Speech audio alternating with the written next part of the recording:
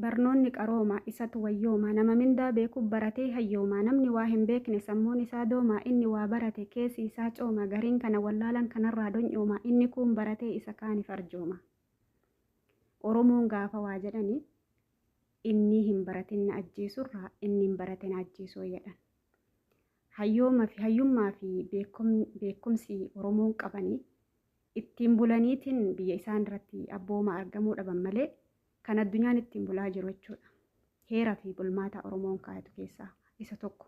Haa ta'u malee jaalatamtoota fi kabajamtoota hordoftoota Siifa Naaji Muhammad maatii kiyya hedduun isin jaaladha hedduun isin kabaja.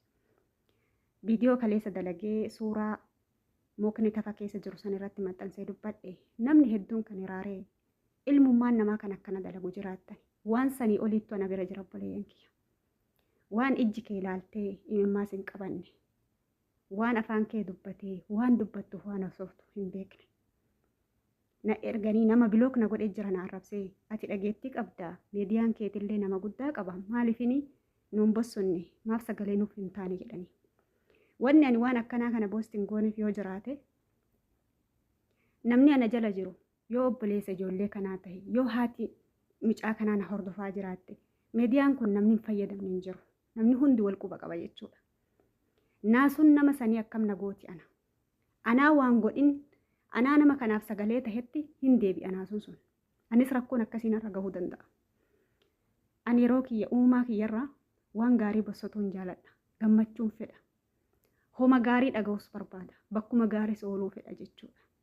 Kanaafi malee kan wanti kun akkatti isin hiraare wanni ani bossotuu didee of bira kaa'u kun gaafan isin biraan gahee akkam isin godha. Bara Oromootii akka isin laaltan kanaa miti miskiinni Saudi Arabiyaa keessa jiru. Du'ee hin du'u, jiraatee hin jiraatu, kan ija keessaa baasantu jira, kan funyaan irraa murantu jira, kan hidhii irraa murantu jira. Kan qaama saalaa irratti laamshessanii babbaqaysanii isa gubba irratti dhiisantu jira.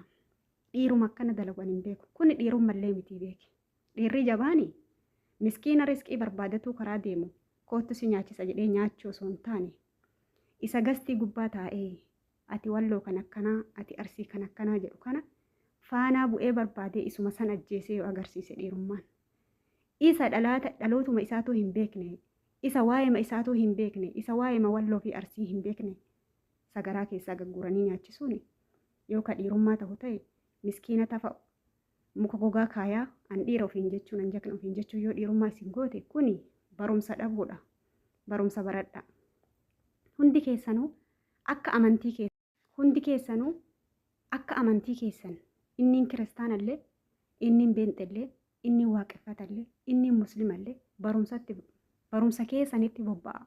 Amantii keessan jabeeffadha. Odoo amantii keessan jabeeffattanii barumsa keessanitti bobbaatanii gocha akkanaa namarratti hin dalagu. Dhaamsi ani isiniif qabu kana.